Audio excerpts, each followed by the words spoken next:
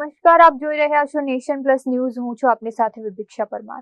વડોદરા જિલ્લા પંચાયતના આરોગ્ય વિભાગ હેઠળ કાર્યરત આરોગ્ય કેન્દ્રોના આઉટસોર્સિંગ કર્મચારીઓના રજા પગારને લઈને એક મોટો વિવાદ સામે આવ્યો છે. ટેન્ડરની સ્પષ્ટ શરત હોવા છતાં છેલ્લા 33 મહિનાથી કર્મચારીઓને રજાનો પગાર ચૂકવાયો ન હોવાના ગંભીર આક્ષેપો સાથે જિલ્લા વિકાસ અધિકારીને ફોજદારી કાર્યવાહી કરવાની માંગ સાથે રજૂઆત કરવામાં આવી છે. ગુજરાત જનતા જાગૃતિ મંચના પ્રમુખ રજનીકાંત ભારતીએ જિલ્લા વિકાસ અધિકારી આનંદ પાટીલને લેખિત રજૂઆત કરી છે. તેમના આક્ષેપ અનુસાર આરોગ્ય કેન્દ્રોમાં ફરજ બજાવતા આશરે 300 જેટલા આઉટસોર્સિંગ કર્મચારીઓને દર મહિને રવિવારની રજાના પગાર પેટે અંદાજે 2000 રૂપિયા ઓછા ચૂકવવામાં આવ્યા છે.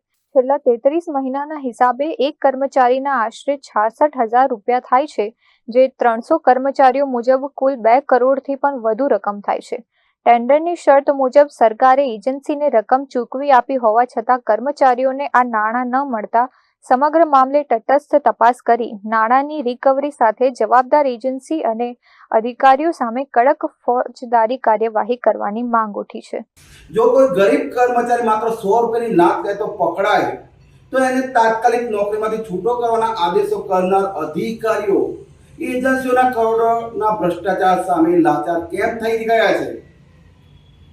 દાહોદ, ભાવનગર, તાપી, ડાંગ અને વડોદરા જિલ્લાના આરોગ્ય કેન્દ્રોમાં આઉટસોર્સિંગથી કર્મચારીઓ પૂરા પાડવાનો કોન્ટ્રાક્ટ અલ્ટ્રા મોડર્ન એજન્સીને આપવામાં આવ્યો હતો અને નવેમ્બર 2023 થી આ દિન સુધી અલ્ટ્રા મોડર્ન એજન્સી દ્વારા આઉટસોર્સિંગ કર્મચારીના લીવ ઓન કેસના રૂપિયામાં અંદાજે 10 કરોડ રૂપિયાની ઉચાપત કરી છે. ટેન્ડરની શરત એમ કહે છે કે કોઈ એજન્સી નાણાકીય ગેરરીતિ કરતા પકડાય તેનો કોન્ટ્રાક્ટ તાત્કાલિક કોઈ પણ નોટિસ આપ્યા સિવાય સમાપ્ત કરવાનો હોય અને અલ્ટ્રા મોડર્ન એજન્સી વિરુદ્ધ તમામ પુરાવા કચેરીમાં મોજૂદ છે, કારણ કે તમામ ચૂકવણા એસ્ક્રો એકાઉન્ટ મારફતે થયા છે. એમ છતાંય દાહોદ, ભાવનગર, ડાંગ, તાપી અને વડોદરા જિલ્લાના અધિકારીઓ દ્વારા એજન્સી વિરુદ્ધ કોઈ કાર્યવાહી કરવામાં આવી નથી. ત્યારે આ પાંચેય જિલ્લાના જિલ્લા વિકાસ અધિકારીઓને 15મી ઓગસ્ટ સુધીનું અલ્ટિમેટમ આપું છું અને 15 ઓગસ્ટ સુધી તમામ કર્મચારીના ચોરાયેલા લીવ ઓન કેસના નાણાં પરત કરવામાં આવે અને અલ્ટ્રા મોડર્ન એજન્સી વિરુદ્ધ પોલીસ ફરિયાદ દાખલ કરી એને બ્લેક લિસ્ટ જાહેર કરવામાં આવે.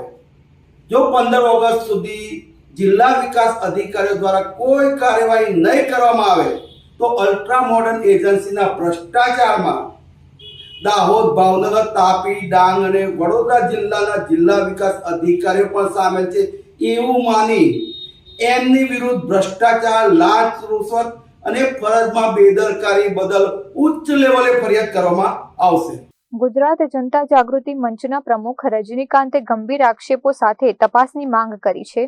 ત્યારે આરોગ્ય વિભાગના આઉટસોર્સિંગ કર્મચારીઓના હક અને અધિકારના નાણાં મુદ્દે જિલ્લા વિકાસ અધિકારી કેવા કડક પગલાં ભરે છે એ હવે જોવાનું રહેશે. Bureau report, nation plus news, Vadodara. સમાચારોના સતત અપડેટ મેળવવા માટે અમારી નેશન પ્લસ ન્યૂઝની યુટ્યુબ ચેનલને સબસ્ક્રાઇબ કરો, બેલ આઇકન દબાવો અને જોડાયેલા રહો ફેસબુક, ઇન્સ્ટાગ્રામ અને ટ્વિટર પર.